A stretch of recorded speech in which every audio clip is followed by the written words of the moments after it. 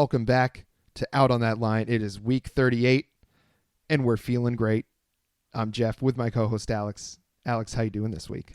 I would just like to let the people at home know Geoff has one of the best soup strainers I have ever seen in my life. And by that I mean a fantastic mustache. You guys should see this.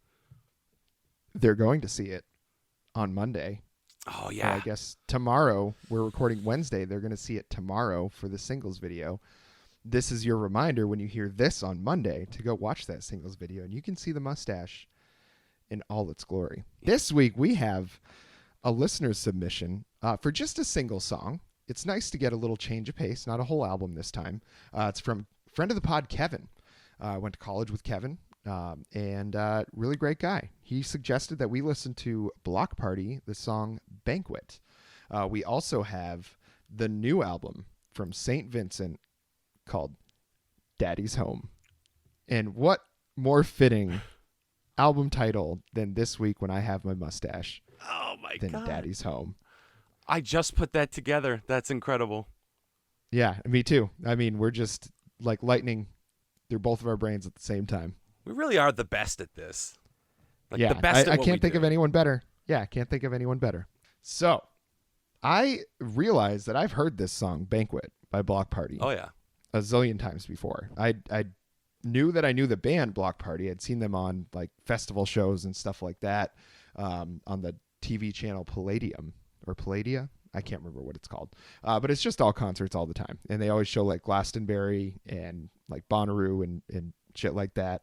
And Block Party was always on it. I guess they're probably a very, very popular festival band. And this song shows you exactly why. Just a really great kind of Brit rock song.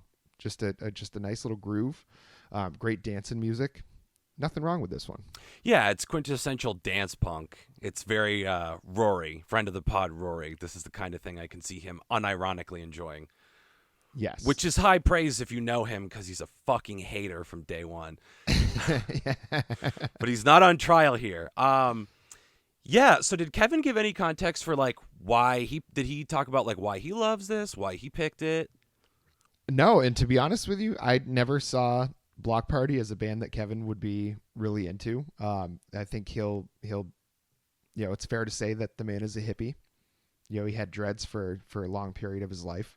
So he listened to like Twiddle is a big band that he loved to listen to, and they're very much a jam band. They would come play in Vermont all the time. So he, but he's a very good drummer as well. Like he is a good musician. So I'm sure music like this is kind of what he likes to listen to, because the rhythm of this one is really interesting. So I'm sure that's why he kind of is into this one. Yeah, now that you say drummer, it makes complete and total sense. Yeah. My first exposure to this, because I heard this way back when, this Block Party kind of rode in on the same wave that Kings of Leon, Franz Ferdinand, Kaiser Chiefs, Arctic Monkeys, like that kind of whole aesthetic.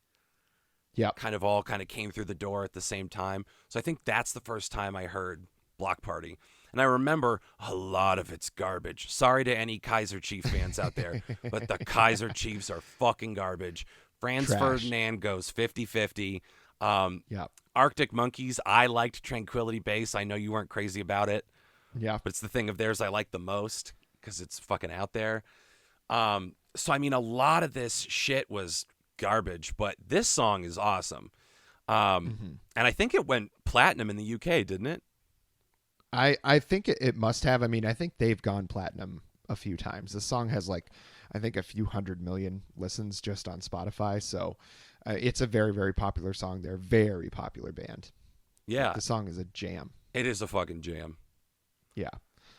Yeah. I really enjoyed this one. I had a blast listening to this one, especially after the St. Vincent. Not that I didn't like the St. Vincent, but that it was just like such a change of pace, just like a shot in the arm. Some nice energy coming in right on the heels of that St. Vincent album. So it's a great song. Thank you, Kevin. This was a really fun one to listen to. By the way, that's so funny. I did the exact same thing. I listened to St. Vincent all the way through, and I had Block Party in the queue. And you're right. It was like a nice like snap back to reality. But I would also like to challenge our listeners when you submit stuff to us, I'll say it again. We would love to hear why you love it. We'd love to hear your perspective. If all you want is for us to talk about it, that's your prerogative. But just know that we value your input and why you're sending these things to us. We do care. We love you guys. In most instances, we are all you've got. Okay? Let's get real. So don't be afraid to be vulnerable with us, people. That's all I'm saying. Yeah, let us know why. Again, write those essays. Send them to the email outonThatLine@gmail.com. You could send us the full essays in the Instagram DMs or on the Twitter DMs. You find us at @outonThatLine on Instagram, @outonThatLine1 on Twitter, and just let us know. It really helps us a lot if we know the context for why you're sending it to us. This song is just a fucking jam, so I think that's the whole context for this one is why he sent it, because he just wanted to do us a favor and be like, hey, listen to a fucking kick-ass rock song. Yeah, and reminding people that it's out there, which is always good. Yeah. So go check that one out. Block Party by Banquet, requested by friend of the pod, Kevin. And now, what do you say we get right down to business? I'm chomping at the bit. Let's do it. Oh, baby. So the new album from Miss Annie Clark, a.k.a. St. Vincent, called Daddy's Home. And if people aren't familiar with St. Vincent, she's the babe with the tuxedo-shaped guitar. She has her own signature model guitar. She's a monster guitar player. She is. She's just an off-the-wall weirdo. All of her albums are just experiences in strange and just a damn good time listening to whatever she puts out. It's a really, really fun experience listening to what she does, because you can hear her influences like very clearly, but she's got such a varied swath of influences that you never know what you're going to get. That's something I want to talk about as we go, and we definitely will, because some of the songs, it's goddamn mandatory. But the way that she uses her influences is a really interesting thing. My first exposure to St. Vincent was the album Love This Giant with David Byrne. Yep. And David Byrne, another fucking weirdo. So it was a match made in heaven. It was like a very strange record. And then I kind of like kept tabs on St. Vincent, and then Mass Seduction came out, and I bought that on vinyl completely blind. I was like, haven't heard anything about it. I just know I liked the last one. Blip, bought it, and it fucking blew my butt out. Like, it was so good. Yeah, that album's a banger. Yeah, it's fucking ridiculous. This is the point in the show where I go way out on a limb. Okay. This is the album to beat for Album of the Year 2021 for me. Wow. This is the one. This is the one so far. Wow. Okay. And here's who I think has this is the only person I think has a shot at unseating her. Can you take a guess? I don't want to insult you by trying to guess which one you like the best. You won't insult me. It's a forthcoming album. I'm going to say, oh man, I just don't know. You think the Olivia Rodrigo is going to be album of the year? Is that what you're telling me? Well, you know what? That's fair. We are going to cover that, and I wasn't thinking of that, but that makes total sense. I could see that sneaking up on me as well. I was thinking of Billie Eilish. Ooh. I think Billie is the only other one that might have something in the hopper that knocks this off the perch for me. Okay. Well, that's fair. We'll see. And this is a vulnerable position for me because critical reviews have been super mixed on this. They either try to find something polite to say, or they're outright hostile to it, which I do want to point out with certain songs as we go. Just reviews that I read that were so fucking egregious. Like, not even critiquing the song. It's maddening. But reviews have been mixed, and every single person I've sent this to has hated it. Well, it's just I think it's given time, people are going to understand what she's trying to do with this one. And I feel like when I was listening through it, there's a lot going on. Influence-wise, musically, there's a lot going on. But I think it's a very, very direct album with the subject matter that she's talking about. And I think given more time and more people being exposed to it, I think it's going to garner a lot more goodwill than it has so far, because I've read some of those reviews as well, and I'm surprised at how bad some of them are. And I don't know if this one's going to be album of the year for me, but I certainly am not going to argue against anybody that says it is, because I think it's so much different than anything we've done so far this year, and really a lot different than anything we've done on the podcast so far at all. You know, we're episode 38 here plus a couple extras, and you know, I don't think there's anything like this album that we've done so far. Fetch the Bolt Cutters is the only thing I can think of that comes close. Because I'm just going to call her Annie for the purposes of it. I realize it's St. Vincent, but fucking Annie's got... No, that sounds weird. I'm not doing that. I'm just going to call her St. Vincent. The minute it came out of my mouth, I was like, what the hell is this name drop? So... Do you know her personally? Not to brag or anything. I feel like I do. But yeah, the thing is, it's a really accessible album, and that's the big criticism that everybody has is, oh, well, she was making all of this really future-forward music, and it was this, like, very different sound, and, like, people make the comparison of, like, oh, when Brian Wilson was making Pet Sounds, did he know he was going to change, like, a big paradigm shift in music? Like, people were making those comparisons for a long time with St. Vincent. And then this album comes out, and she very consciously makes a decision to look back at music from the 70s, particularly in the New York scene. But her influences are Bowie and Steely Dan and Stevie Wonder, and you hear all of that in the music because, as she describes it, she was going through her dad's vinyl collection and thinking about all the things she grew up listening to that influenced her, specifically because this album is all united around the concept of Daddy's home. Her dad went away for 12 years for, like, securities fraud or something. Yeah. So this isn't the first time she's written about that, but this is the first time the album is kind of all informed by that story. And you would not believe the number of people that have a huge problem with this being the focus of the album. Yeah, and that is one thing that I read a few reviews that mentioned, and I was very surprised about that, because it's like, who are you to, like, question someone's experience about that? Yeah. Like, it's not as if she never knew him. I mean, she's what, like 38 years old or something? She's 38. He's been away for 12 years, so she knew him for the first 25 or so years of her life. Like, he was present for that. So it's not as if she has just these little tiny childhood memories of him. Like, the majority of her existence was with him around. So obviously there was going to be a big influence on her life when he got out of prison and got back into her life. You know, and I don't know, you know, what kind of relationship they had, or if they had, you know, if they were estranged from each other while he was in prison or anything like that. I didn't really go into it as far as that goes, because I don't think she would have probably let that part of her personal life out that much. She's a very open person, but I feel like since it involves somebody else, she doesn't seem like the type that's gonna air that kind of thing out. But like, it struck me as weird, because you're right about how people handled the reviews to this album. Is it was less about the music and more about the subject and about her. And I thought that's such a strange way to really dig at somebody. You know, when we talk about Taylor Swift, you know, we talk about how terrible she is while also talking about how terrible her music is. You know, they're one and the same. It's all hand in hand, words and music, you know.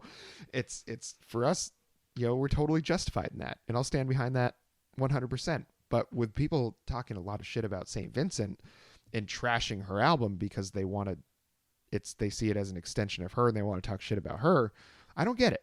I don't understand that. But they're all like, oh, it's got patriarchal vibes. I was like, I 100% disagree. That's horseshit. You didn't listen to the same fucking album I did then. There's nothing patriarchal about it. The fact that she's using her dad going to prison and how she processed all of that as a jumping off point is like none of your goddamn bit. What makes that patriarchal? It's just because it involves a literal father. Like, it's just so stupid. And these are the same people that are shitting on her, being like, you had the future in the palm of your hands, and you went. They can't make the leap. oh, music of the 70s, music of my father, the album's about my father, and kind of the things I learned about myself during this time. No one looks at that and goes, oh, that's very clever that you would thematically match the music to the sound and do something different. We should praise you for looking backwards and doing something that's outside of your, as she would call it, I think she said, angular thinking. So instead of being praised for going outside of that and doing something else, everyone shits all over her. And I'm like, you're the same motherfuckers that suck Greta Van Fleet's dick, and they suck. They fucking suck. They do. They do. And, you know, I think this might be the moment in her career when it's like Dylan went electric. You know, she's going the other way. She's going back towards the older styles of music where he was going, you know, he saw Jimi Hendrix playing an electric guitar and he was like, well, shit, I need to do that. And, you know, I think this might be that moment for her, is this album. I think there's a clear divide of people that are like, wow, this is awesome that she's doing something else. You know, this is like nothing we've heard her do before. You know, it's like when Sturgill Simpson did A Sailor's Guide to Earth. You know, there's a lot of people who are like, well, this isn't country. Yeah. But in totally missing one of the best albums of that year, and you know, one of the best albums that he's ever made, you know, and he's made some great ones, you know, and it's just like I think people get so focused in on what they think an artist should be instead of realizing that they experience growth the same way anybody else does. In a moment as big as her dad coming home from 12 years in prison is going to have some influence on what she's doing. As an artist, you can't really avoid having those things influence what you're doing. And if you do avoid that, then you're not really being authentic with what you're creating. And I think that's worse. That would deserve criticism. What she's done here does not. Exactly. And like, she used her dad as a fucking jumping off point. Not every song on the album is about daddy issues. It's not the fucking Haley Williams album where every song was like, oh, I've been hurt before and it sucks. I'm in pain. Yeah. Like, it's much broader than that, especially with the sounds, like the different styles that she's kind of working off of. Like, you should focus on that. If the quality of the music regressed, that is a legitimate criticism. But just being like, I don't like the fact that she was doing one thing and then did another because she's a creative person. And like you said, you can't really tell creatives what to do. And they kind of owe it to us to give us whatever comes out of their fucking melon. So, like, I'm a little emotional and a little irrational about this album because I loved it so much. But I also think my criticisms of their criticisms are valid. I yield my time. Fuck you. Maybe we should turn this into instead of a music podcast where we talk about albums, we should just talk about music critics. Oh, fuck yeah. Give them a taste of their own medicine. We should review reviews. Hot take, I bet there's a bigger market for that in podcasting than our music review show. There probably is, but we'd have a lot less fun doing that, I think. Oh my! We'd get 2 episodes in. I'm like, I'm done, Geoff. I walked in front of a bus the other day. Yeah, I'm living in negativity. This is terrible. Yeah. So anyway, all of that is a big wind up to the album itself. But like, I will cash in hipster bucks if I have to, or snob bucks, whatever you want to call it. Some of my argument in this is gonna be based off of emotion because I was made to feel emotions when I listened to the songs. So. It may not be the most academic analysis all the way through, but I guess I'm an artist too, and I can only give you my unfiltered opinion. If you don't respect that, why don't you go listen to a different podcast like the Skimbo Lounge? Yeah, we paint pictures with other people's music. Correct. That's what we do here. Yes. So the first song on the album is one that I chose, Pay Your Way in Pain. And I think right off the bat, we get the idea that this ain't going to be like the other St. Vincent that we've heard. You know, it's got she's got a very distinctive voice. You know, I don't think she's any great shakes as a vocalist per se, you know, certainly nothing compared to, you know, some others that we've done on the podcast, but uses what she has very effectively. And I think makes the music one whole part, and her voice is just kind of a part of that rather than her voice being the focus like Bebe Rexha tried to do with hers to mixed effect. But Pay Your Way in Pain, you want to talk about influences. Prince on this one. I mean, just absolutely dripping in the purple one. And, I don't know if they ever collaborated. You can probably clarify that, but I know she did, like, was part of the tribute to him. And she's clearly a big Prince fan. And I don't know if she wrote a song intentionally trying to mimic Prince or anything like that, but this is late career Prince if I've ever heard it. And it is really, really good. Yeah, I mean, I alternately got vibes from Purple Rain, and I got vibes from not Plectrum Electrum. That was Artificial Age. Artificial Age. Yep, that's the one. Yeah. I heard both of those in this because the minute you were like, her voice is strong, but it's not the feature. She uses it to add texture and character, but it's not like a classically beautiful or like overly unique voice. She just knows how to use it. The same thing goes for Prince. He could just do so much with. I mean, like his first album was like very R&B, and it was this very gentle, like, I'm gonna put you down on the pillow kind of stuff. It was like very tender and very sweet, and not ridiculous as I make it sound. But like when he really got into that nasty caterwauling, where he just does those like big horny yowls, like that's where we're starting to hit Prince in his sweet spot. And not on this song. It's actually in Daddy's Home, where she does those giant, yow cat calls. That's all Prince. Yeah. Yeah, it's really, really good. And I definitely hear some Purple Rain in this too, especially like Darling Nikki. Yeah, definitely. Yeah, and Computer Blue, like when he just gets like really, really off the wall. And I mean, we should do a Purple Rain episode sometime too, now that we're talking about that. You get no argument from me. Yeah, I mean, I remember when the day he passed away, I got home and you were already playing that vinyl. You were like waiting for me to get home so we could listen to that, and what an experience. So when I hear anybody that kind of, and I don't want to say it's a tribute to Prince because I don't know if that's how she meant it, but I kind of felt that it was when I was listening to it. When I hear something that's this good, that really just is almost like an homage to one of my favorite artists of all time, there's no chance I'm not going to like this song.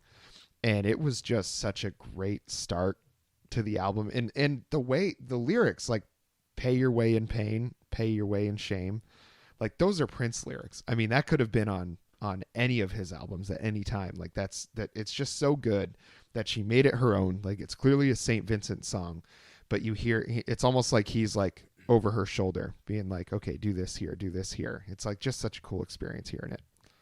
Yeah, and I just love the way that it's structured, where it has that Darling Nikki bump and grind kind of section where things slow down. Like, it starts off like very self-assured, and then it almost like degrades, where like it'll start here and then it's almost a little bit like the tape is warping. Not that dramatic, but the wheels kind of come off a little bit, but that's to lull you into a false sense of security, because then she just paints the fucking wall with these huge bursts of intensity, these crazy meltdowns, and just these like gigantic sonic booms of funk, electronic funk.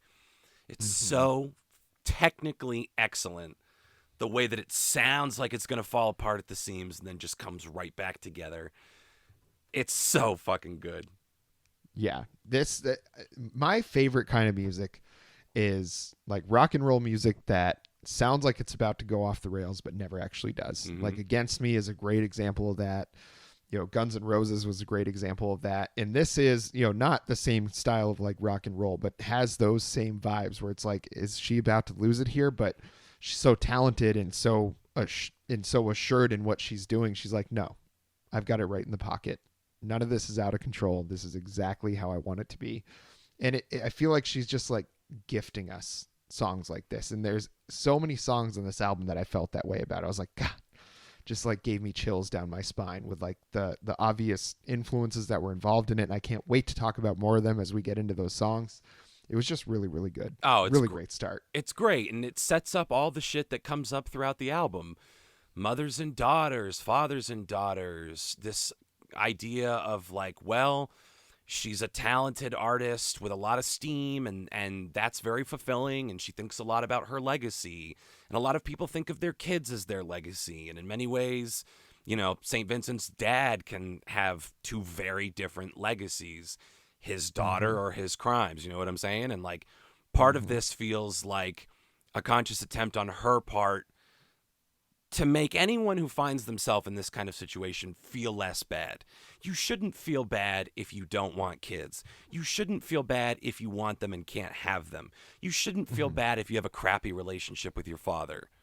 This is just like, everyone's got their own pain. It's all stuff we all think about at different points in our lives. And she just paints this super vivid image. You got the line, I went to the park just to watch the little children. The mothers saw my heels and they said I wasn't welcome. Yeah. So it's like this recurring theme of like the dichotomy of who St. Vincent is and who she could be. Mm-hmm. Yeah, that's a really good way to put it. And we go right into the title track on the album as your next pick, Daddy's Home. This is such a slinky, illicit little jailhouse Tom Waits number. It's the one that deals the most directly with her dad going away. I don't want to like keep hammering that because sometimes I feel myself getting into a loop where I'm like, all this person is talking about is this. This isn't a concept album. Again, the situation was a jumping off point for larger questions. But this song is directly addressing the situation because not only is it Daddy's home, Dad's getting out of prison, but she describes it in an interview as when he was gone and she had all this time to think, she had to come to terms with people are going to disappoint you. And she was very embarrassed by the situation for a while. And so it was a lot for her to wrangle. But in doing so, she came out the other side with a lot of clarity and a lot more control over her life. So she feels like she's making the rules. She's at the top of the food chain. She's in charge. As she says, I'm daddy now.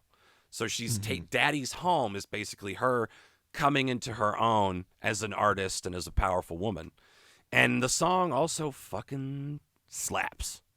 Oh yeah, and it's more Prince, like you were saying, the ow, like those things she does so well. Oh yeah. And I feel like she's just having a really good time on this album, and it really comes through. There was probably some hard parts about writing this album, about, probably some questions about how honest she was going to be about, the situations in her life. And, this is like very specific storytelling that she's doing in this, where she says, you still got it in your government green suit. And I look down and out in my fine Italian shoes, and and it gets this picture painted of her like visiting him while he's in prison. And we're tight as a Bible with the pages stuck like glue. Yeah, you did some time. Well, I did some time too. And so she's like, he paid for his crimes, and she's had to did like some of her time as well, because she's had to deal with growing as an artist, having a dad that went to jail for securities fraud, and probably having to answer a lot of questions about that. So it's like, he's not the only one that's been punished for this, and she's clearly didn't know what the reviews were going to be of this album, but she's getting punished again in the reviews just because she felt like having one of the biggest moments in her recent life be an influence in her music. Shame on her for doing that, right? Yeah, fucking idiot. Yeah, and I think my favorite line in this one is, "We're all born innocent, but some good saints get screwed." And I think she's talking about her dad, where it's like, yeah, he might have like done some securities fraud or something, but is that like 12 years in jail worthy? Well, and it's interesting because from what I gathered, I didn't see anything explicitly acrimonious in their relationship. Like I didn't see her come out and say anything like, "Oh, he was a raging asshole, fuck him." It sounds like she loved her dad, and that like he might have been tough to get along with and tough to reconcile what he is, which is a white collar criminal. But like, it sounds like she still has affection for her dad, or at least he still plays a significant role in her life. And again, this song just like paints the picture so vividly, where she's visiting him in prison, and it's not, his little girl coming to see him and bring him comfort. It is his grown-ass adult daughter showing up with the fucking Italian shoes, probably like done up to the nines, just being like, I'm not putting on airs. This is who I am. This is an occasion to me. I know I'm in charge here, and I'm having a goddamn great time. And she just depicts the whole thing so vividly and so theatrically, because that's a big thing for her. She loves like the glamorous starlets of yesteryear, Jane Mansfield, Marilyn Monroe, people like that. So she Candy has Darling. What's that? Candy Darling. Oh, big time. And she's always had that sense of theatricality, and she approaches her albums from like a character viewpoint. And that's really clear on this song. And as the title track, I think that's super fucking important. And the last thing I want to point out for this is we have our second instance of Down and Out. There was a song before this. Obviously, our new format is just jam. But I will mention the song before that was Down and Out Downtown, which is a big-time David Bowie barn burner. Like, you hear David Bowie all over that one. Yeah. But the theme of being down and out runs throughout this album. It pops up a bunch. And I think that's another really interesting way to look at all the content on it. Yeah. And I think, I'm not going to pretend like I understand the totality of St. Vincent at all, but it is goddamn interesting listening to her music. And and I feel like we're going to look back at her career, and she may never sell like the most records. She may never like be the big number one artist that fills up stadiums or anything like that. But I think she is going to go down as one of the, artists that is going to age very well. I think it's something that we're going to look back and be like, that music wasn't just good as a fad. It wasn't just good in the moment. It was just good music. And I think she's consistently produced that over her whole career so far. And she's still only 38, and she's so good that she even overcame having Jack Antonoff all over this album. Jack did a good job on this one, Geoff. Yeah, surprisingly so. He was all over Mass Seduction, too. Yeah, and I think she's such a strong artistic personality that she probably knew exactly what she wanted to get out of the album and just needed somebody there that could realize that vision for her.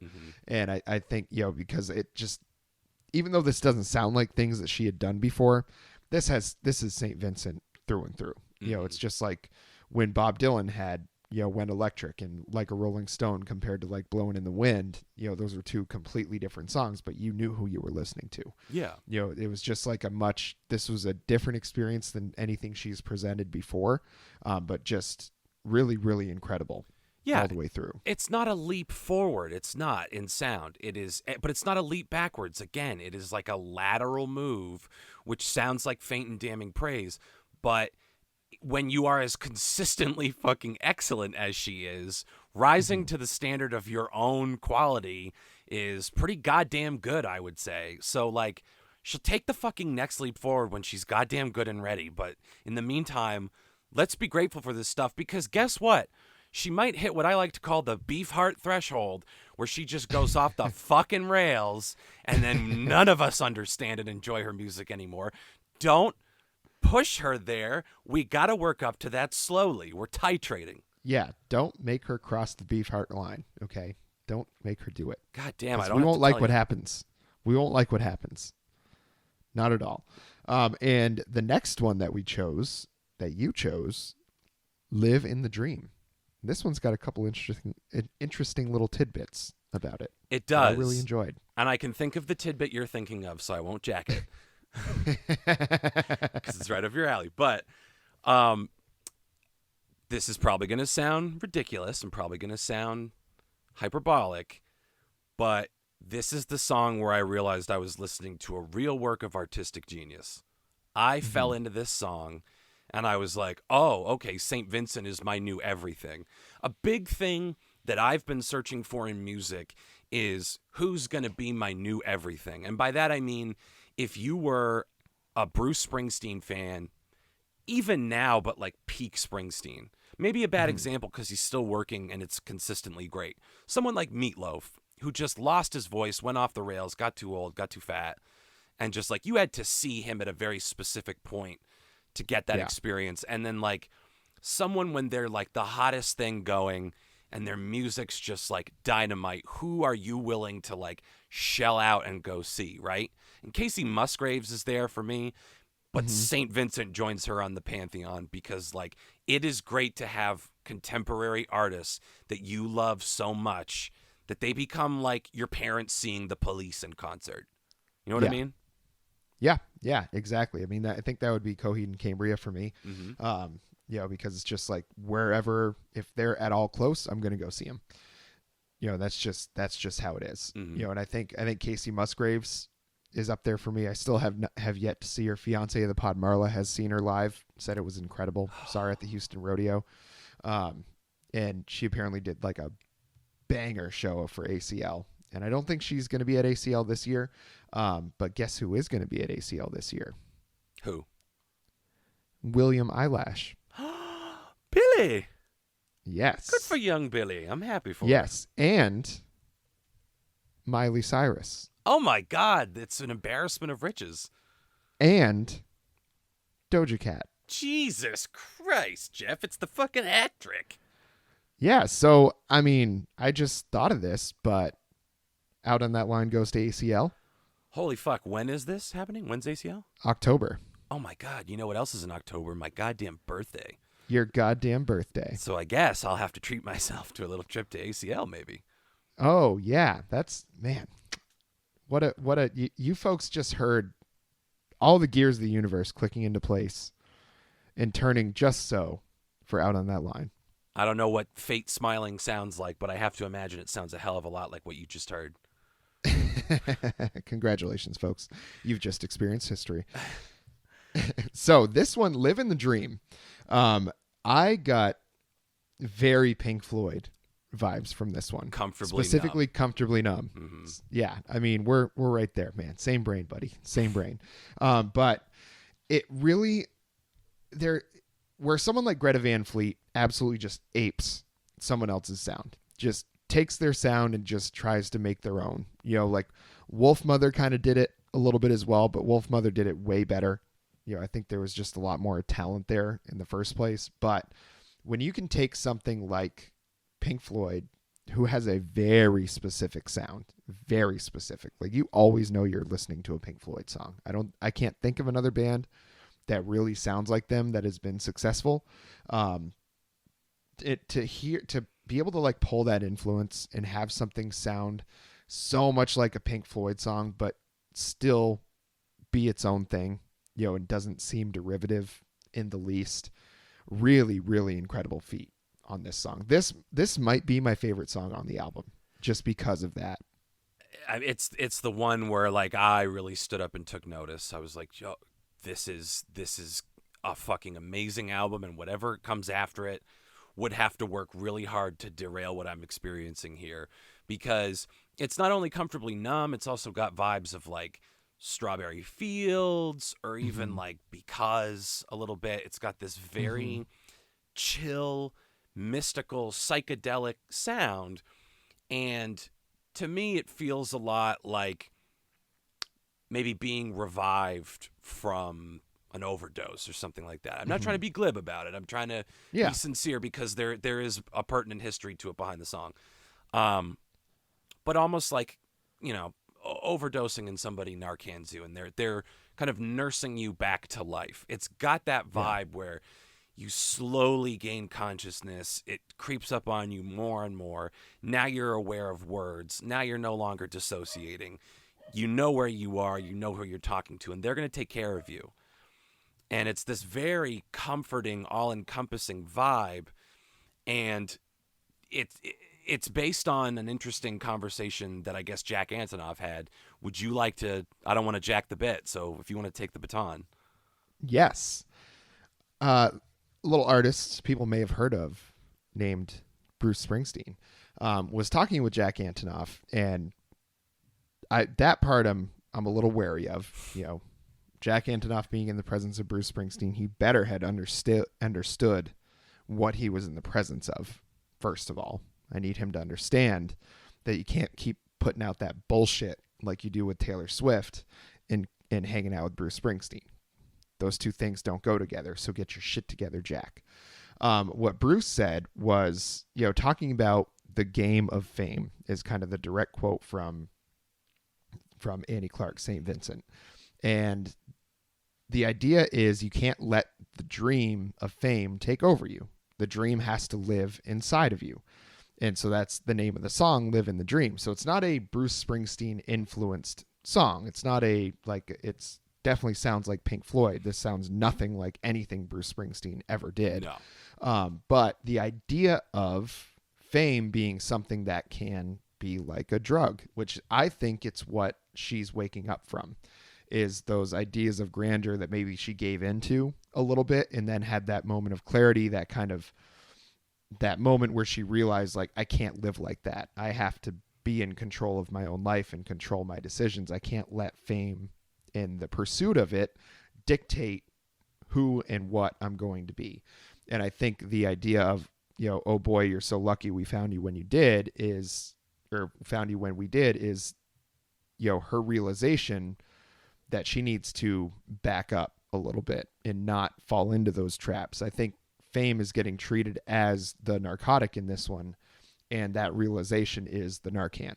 I think is kind of the sense I got from this one. Yeah, and I think Antonoff and St. Vincent also intoned that as part of the conversation with Bruce Springsteen, he was also talking very literally about vice. So like fame is a drug being one thing, but people who literally fall to vice and succumb to some of the darker elements of the industry, you either don't feel good enough and maybe you retreat to something, like the competition pushes you towards it, or just living the high life and feeling invincible does the same. Like it's impossible to know, because you have to be born with the predilection for addiction to become an addict. That's why, like, it truly is a disease.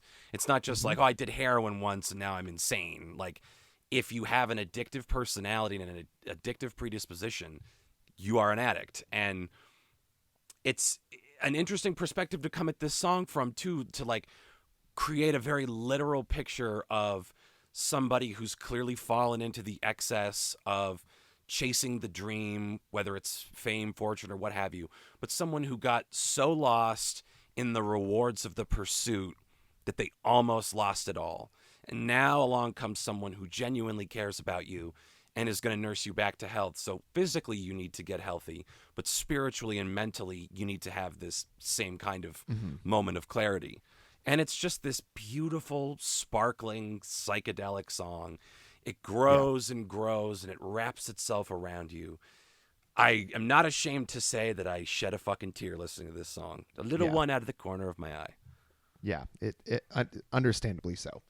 Because it is in itself a moment of clarity. This song is, in an album of a lot of great songs, I felt like this one for me really stood above the rest. Yep, this was the runaway fave for me. Yeah, this is the one that, if I'm gonna get anybody to get into this album, this is the first one I'm gonna pick and be like, if you don't like this one, probably not gonna like the rest of the album, but chances are you're gonna like this one. Although the next one is also a very strong contender. One of your picks. Yes, The Melting of the Sun. And this one is cool because, you hear there's so many times we've done a lot of songs where they kind of have tributes to other people, but it's all just like very surface level, like this person did this thing and it caused this thing. It's like very surface level stuff. It doesn't talk about, it doesn't get into the why of them doing it. This song does that. It's, she said Jane lost it, crashed her Corvette, ran into the tide in Malibu. St. Joni ain't no phony, smoking reds where Furry sang the blues. My Marilyn shot her heroin. Hell, she said it's better than abuse. She has all these lines in this song that are tributes to these women, that paved the way, that had to deal with the misogyny, had to deal with the public, requiring them to act a certain way or they were going to be ostracized. It's all these things. Like, think about like Joni Mitchell coming up at the same time as Bob Dylan. And a lot of people considering her a better songwriter than Bob Dylan was, but because she was a woman, never got quite as famous. I would personally disagree. I happen to not really like Joni Mitchell's music very much. that's a personal thing for me. But I can, I'm not going to really argue with people that much if they really, really love her. Marilyn, clearly I think talking about Marilyn Monroe, hell, she said it's better than abuse. Marilyn Monroe famously looked at as like kind of this hussy almost, this person that was just the floozy that dated around different celebrities. But, people don't realize that Marilyn Monroe was a huge advocate for civil rights, like put her money where her mouth is, in the face of all of this stuff that they all had to deal with. Joni Mitchell, Marilyn Monroe, they stood up, and I think it's a tribute to them for standing up during those times where it was especially difficult. Like now it's easier than it's ever been for people to stand up. I still think we have a long way to go, but we wouldn't be where we're at now if it wasn't for the folks that came before that made this progress possible. And I think it's St. Vincent saying, I wouldn't have the opportunity to create this music if it wasn't for those that came before me. And I think it's but she doesn't do it in a way where that's all she's saying. She's like, I'm a part of this too. Like, I'm going to carry the torch to the next person. Well, yeah, and that's the melting of the sun. The idea, like the sun is literally melting down, going supernova. I interpret that as everything that these women who came before St. Vincent have done. All of those actions have facilitated her being able to get to the point where she can do something that blows people's minds, where she, again, this idea of daddy's home, taking her power, owning her power, and using it and redirecting it out into the world. It's like, if she wanted, it's a Superman type thing. You can be a benevolent daddy, or you can be a disciplined daddy. And if you decide to be disciplined daddy, you're going to melt the fucking sun. So thank you, ladies, for empowering a goddess who can do as she pleases, but chooses to be benevolent. Disciplined daddy. But she'd love to see the look on your face as she burns the world to ashes, to know that a fucking woman did it and you guys set that up. And yeah, that's fucking awesome, because to your point, a tribute is just like what asshole Dave Grohl would do, where he'd be like, Jimmy played left-handed. He'd just say facts. He wouldn't be like, why was Jimi Hendrix important to music? It's just like, I know that he played left-handed. So like this song is leaps and bounds beyond that kind of sentiment. It's really nice. Yeah. And I think it helps that it follows a lot of songs that have obvious, kind of influences from artists of the past, so it's authentic, and it's that our favorite dirty word, authenticity. And I think it's her recognizing her current place in the current climate and understanding that eventually it's going to be her place in history. And she's like, what place do I want that to be? And I think she looks at the examples set before her as a kind of template for how she wants to make sure things move forward after her. And I think it's a really excellent piece of music. And, I think this one, compared to a song like Daddy's Home, people that the criticism that she received, that all of it is, this album is all based on the one thing. This song is your evidence that it's not. Right here. Exactly. And you make a very important point, or you use an important word, template. So one of the accusations I've seen lobbed at this album in terms of criticism is like, oh, she spends so much time drowning in the past and just wallowing in sounds she didn't come up with. And again, these are people that are like, wow, Greta Van Fleet, good for them, like infantilizing them and being like, aren't you a good little Led Zeppelin cosplay? So like those same condescending pricks are like, yeah, but it's not cool when St. Vincent decides that she's gonna jack David Bowie's sensibilities. And it's like, okay, let me ask you this. If David Bowie puts meat, cheese, and lettuce between two slices of bread, and then St. Vincent comes over and puts pastrami and sauerkraut and Swiss cheese between two slices of rye, did she rip off the sandwich, or did she use it as a jumping off point to make something entirely her own? You know what I'm saying? Template, motherfucker. Template. She's not copying anybody. She's using, human beings need to recognize patterns. We fear what we don't know. And she's using the template to be a jumping off point to get her message across. I do not understand what people don't understand about that. Yeah. And I would, I know we can't obviously ask Prince what he thinks of St. Vincent at this point, but I would have to think that he would love St. Vincent. I would think that he would put her, he would tour with her. Prince was very selective about the people that he played music with. I would think St. Vincent would be there. So anybody criticizing her as being like derivative is wrong, because Prince would, people like that, these luminaries of music that she's drawing these influences from, they would not give her the time of day if they felt she was just copying them. If they felt she wasn't bringing something new to the table. I think it's the fact that she gets all these bona fides. She works with David Byrne. David Byrne is an asshole. Like, he doesn't work with anybody. And he doesn't even work with the Talking Heads anymore because he doesn't see a need to pay them when he can just do it all himself. That's the kind of person it is. But he saw enough value musically and talent-wise in St. Vincent to do a whole album with her. So who the fuck is anybody to say that what she's making is not good? He said he was fucking intimidated by her. So, like, what more evidence do you need that she's a fucking heavyweight in her own right? Yeah. You know? Yeah, exactly. Yeah. We'll hop off our soapbox for a second and we'll move on to somebody like me. I'm close to this one, Jeff. I'm close to the issue. Yeah. So in brief, I realize we're getting to the limit, but somebody like me, I picked largely for the sentiment because musically it's very stripped back. There's not a lot of ornamentation to this because the sentiment is doing all of the heavy lifting. The characterization is doing all the heavy lifting. And I love the idea, which is that love is a mutual delusion. She compares it to, the idea of falling in love, allowing yourself to fall in love, not to like demystify it, but deciding that you're going to take the gamble and be with someone and love them and let them love you is, in her mind, no crazier than getting up on the roof with a pair of wings because you believe you can fly. It is literally a leap of faith to enter into romance.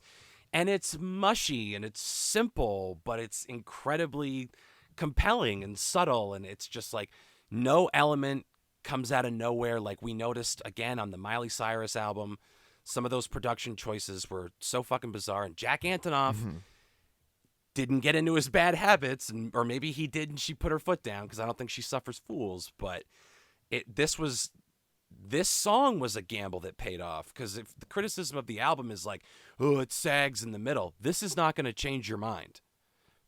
Because it's more stripped back and more simple than anything else on the album.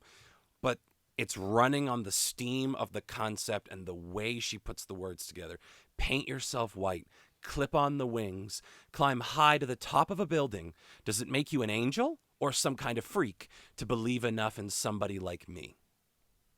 I fucking love that, man. It is a very interesting. I love when music makes you answer a question. When it asks you a question, it's not just telling you something. It asks you, like, consider this. Like, if you saw this person on top of this building, would you consider them a freak or an angel? And it's like, how willing are you to open up your mind to the idea that they might be an angel? That there might be something more than just a weirdo standing on top of a building. They might be trying to get you a message. They might be trying to tell you something. They might be trying to show you something. And I think it's a very interesting thing. And she says in this refrain, and I have a question after this as well that's somewhat unrelated, but, I guess we'll see who was the freak. It's like, you may say these things about me, but who's to say what's normal? Who's to say what the normal thing to do is? All we can do is judge, look at what's already happened and kind of judge it that way. So in the moment, like, just do what you want. Who's to say what's right and what's wrong in this moment? And the question I have is, what's the difference between a refrain and a chorus? You know what? You caught me flat-footed. I truly do not know. Is it because it happens only once? Possibly. I don't know. I'm going to go with that. Yeah, I don't know. Too bad. I just was I noticed. Yeah. Yeah, too bad Frank Zappa isn't here to answer that question for us. Oh, he'd probably tell you, fuck them both anyway. Yeah. It doesn't fucking matter. Just make the music. But I got him into the episode right at the wire. You did it. Hooray. The streak. But it really is I don't know. It's a real. I love when they ask a question, and I don't really know what the answer is, but I suppose that's the point. Is it's supposed to be like, well, you can't really tell one way or the other. It's to one person they're a genius, to the other they're the fool of the week, as she says in this one. Mm-hmm. Yeah, until you vocalized it, it wasn't like a conscious thought I had. But you're right. The best songs are the ones that pose a difficult question. Like something like Stacy's Mom, very enjoyable. But what questions is that asking other than like, do you think your mom would bang me if I put it out there? It's like, you're right. There's a big difference, and it comes through in songs like this. Yeah, and so that's why I would disagree when I say that it's the lull in the middle of the album. I think if you're listening to this album for the purposes that she made it, which is to kind of express herself, I think questions like this make you dive even deeper into it. I don't see it as so much of a lull. So that's where, I don't think it's much of a disagreement that we have about this one, but, I just see it a little bit differently. That doesn't seem like a dead spot in the album at all to me. I think it just kind of amplifies what the album is about. Is like, you may look at it one way, and this is maybe a question for the critics as well. It's like they're seeing some kind of freak when we're seeing an angel on top of that building right now. Very much so. And again, it's like, why is a lull a bad thing? Why is lull a dirty word? If you've built to a fever pitch, you got to come down. It's the natural progression, especially, again, she's theatrical. If you want to look at this from a theatrical structure, you need a breather moment, and that doesn't mean low effort. That means a different energy that takes things. Because if it's just baseline is hell-bent for leather, then where the fuck do you have to go from there? So don't tell me it's a goddamn lull. Get the hell out of here. That's true. That's very true.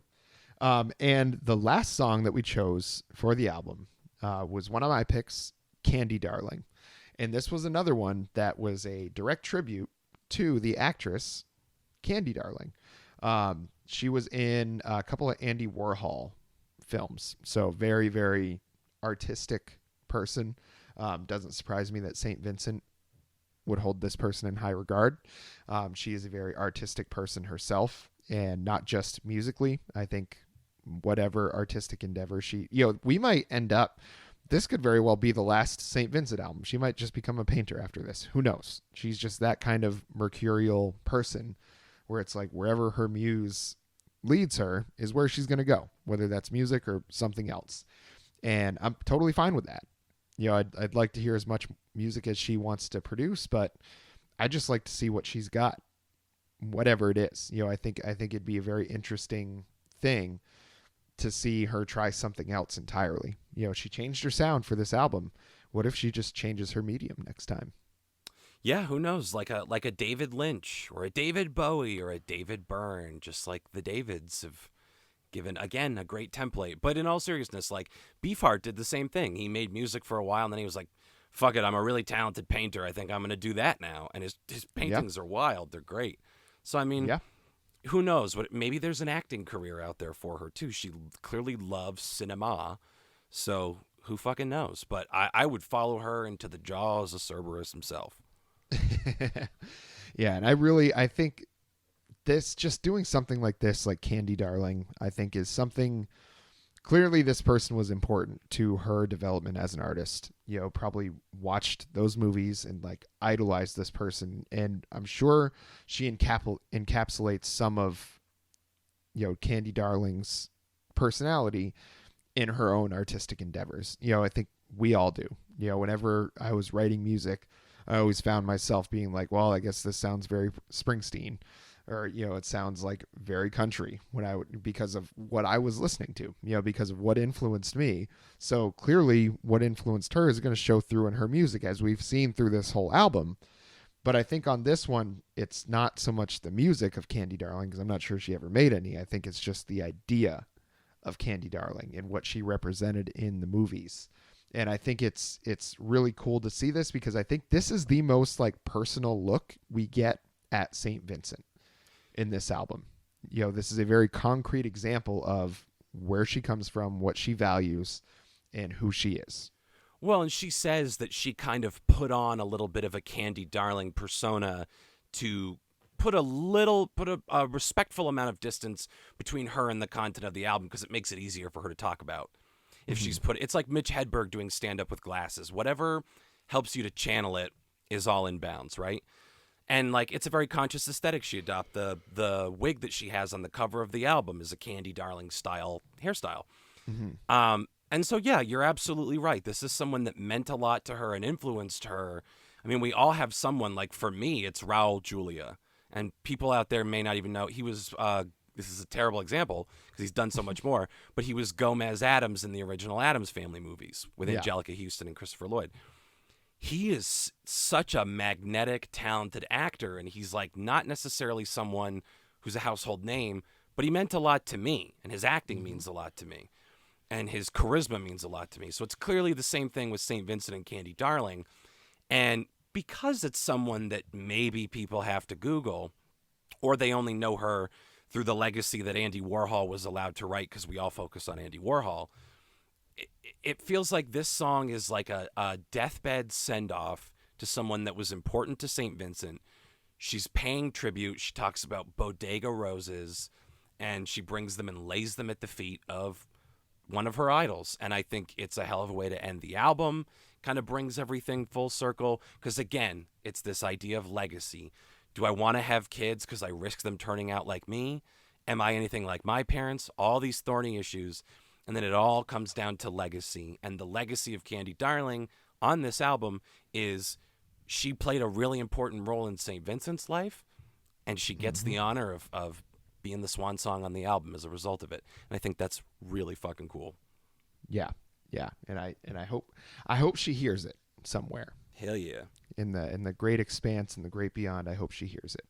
Abso-fucking-lutely. Yeah. So that does it for St. Vincent, Daddy's Home. I think it's, if you haven't been paying much attention, folks, I think we're going to tell you stream it. Hopefully that was obvious to you at this point. This was a really, really incredible experience listening to this one. Again, until further notice, this is this is the album to beat for Album of the Year 2021. I got my eyes on Billy. Olivia Rodrigo, Dark Horse, an unanticipated Casey Musgraves could do it. But I have a hard time. Nothing we've done so far unseats this, and I have a hard time thinking anything's going to rise to the level of the emotional response I had to this. Stream it. What are you, fucking nuts? Stream the goddamn album, or I'll take it personally.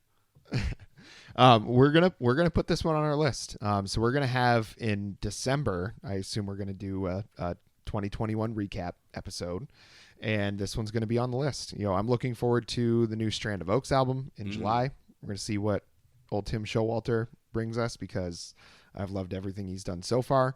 So we'll see what he comes out with. Casey Musgraves is coming out with a new album post divorce, so we'll see what she comes out with that.